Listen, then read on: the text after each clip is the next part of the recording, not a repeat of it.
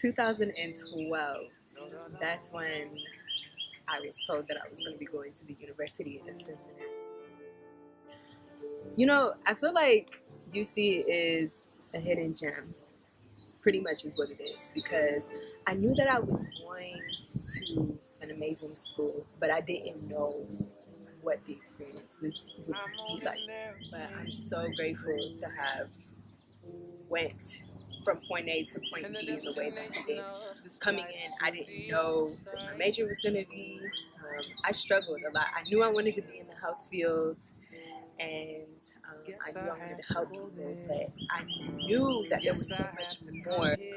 But I was just lost. I actually contemplated on nursing school. It came to a point where I actually thought I was going to be a doctor. But I remember going through my freshman year, not having an exact major declared. Cry and cry. Like, I remember calling my mom, Mom, I don't know what I'm gonna do. I'm not doing well, and I'm just not happy. And I remember her, she's like, to just calm down, it's okay. You know, like, trust God. Ready, aim, fire. I remember hanging up the phone with my mom, feeling a bit more encouraged, but I was still just weeping.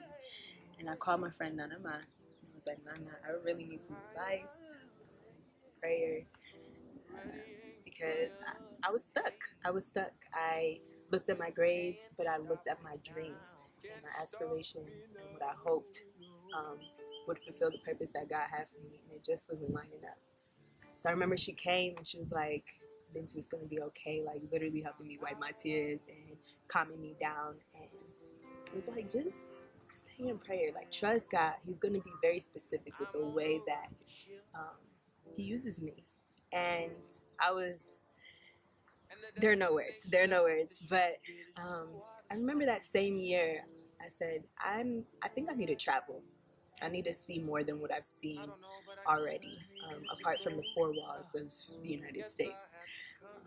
And so I did, and God made a way. I went to Tanzania with UC's African Student Association and didn't pay a dime. Literally paid for my shots, and that's how I knew it was him. I knew it was him, and the experience that we had with the community there, I was able to see international health and global health right before my eyes, yet I still didn't even know what that really meant. I knew that the trip was definitely going to change my life and have a strong impact in terms of the direction that I was going in. And so after some months had passed, we got back and everything, I had been thinking about possible options when it comes to traveling and also helping within the health field. But I still didn't get the exact answer yet. All right.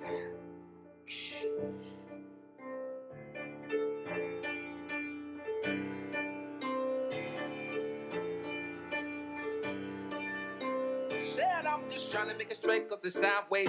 Trying to take water to a dry place. Trying to take coke where it ain't nothing. Trying to bang low to a high place. I don't wanna make the shooter put the gun down. So mother gets the old doesn't now.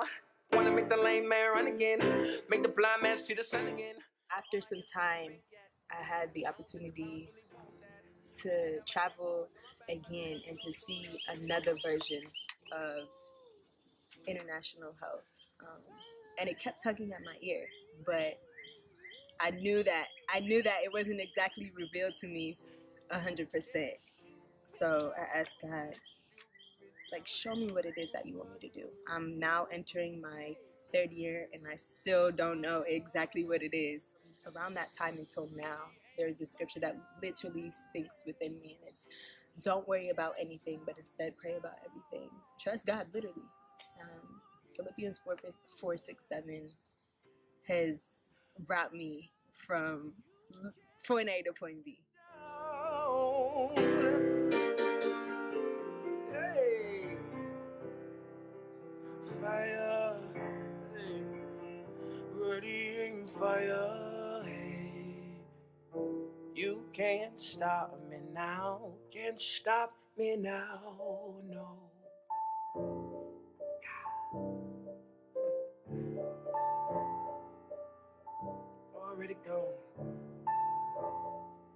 already here.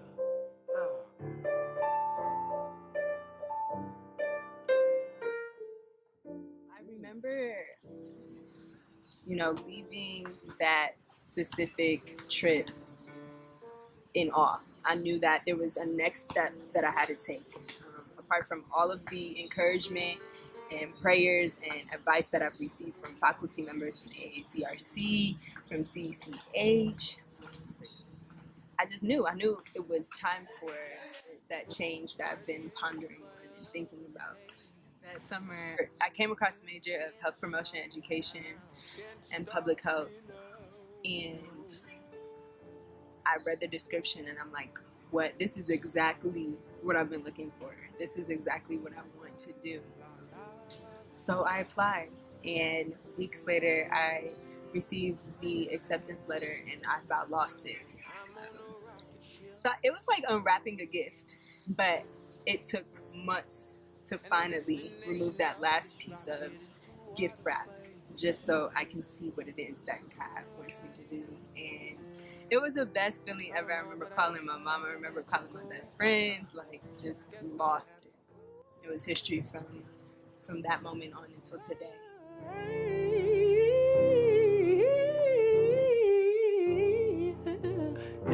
You can't shoot me down, can't shoot me down.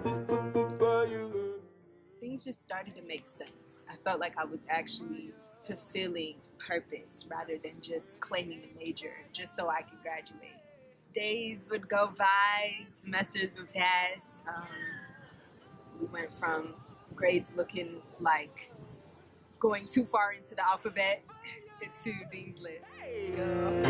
Ready, aim of fire, yes. You can. The year before I graduated, I knew that I needed to do at least one more trip. And so I decided to look into some trips that were offered through UC, and I found out that the journalism department was going to Cuba. So I said, let me go ahead and apply for this. Never know what or where it will take me in terms of my career or my field of study, but let's try. So I applied for the trip, and they accepted me, and I was able to do a journalism project on the health system of Cuba. And I had heard about Cuba a little bit, but to be able to actually learn more about the country's history and to travel there and to see it face to face was amazing. So between Tanzania and Botswana and Cuba, I think my heart was really, really set on international health. And, we were told that we have to intern. So my amazing mentor, Angelica Hardy, Dr. Hardy at that, told me about a program that is involved with the CDC. So I ended up applying for what is called the PLUS program, where you train at Johns Hopkins and basically intern for the Centers for Disease Control. And that experience was phenomenal. Well, the way everything has fell into place, it wasn't easy, of course.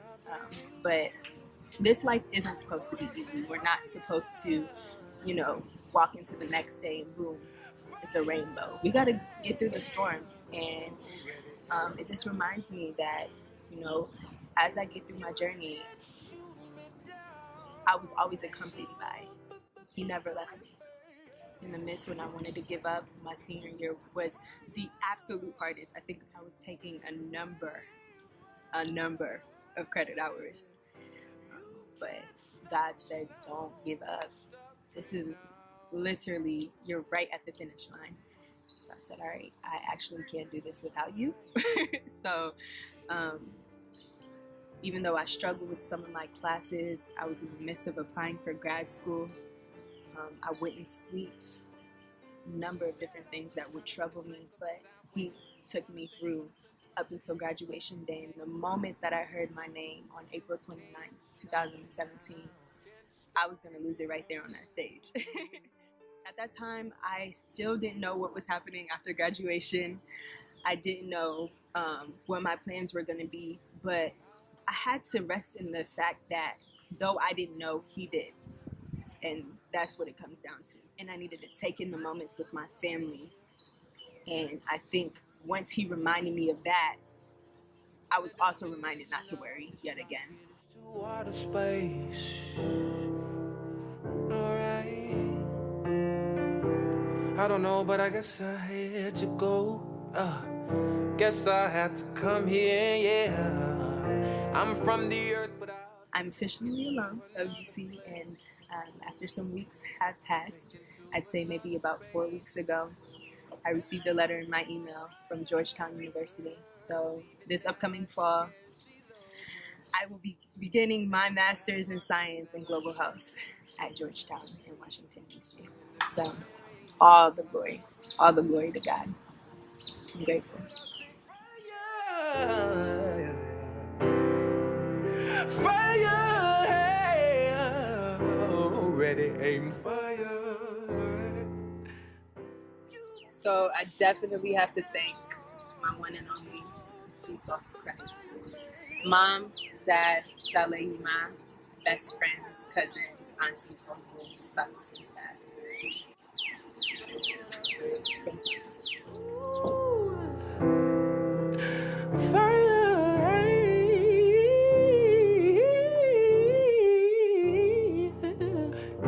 You can't shoot me down, can't shoot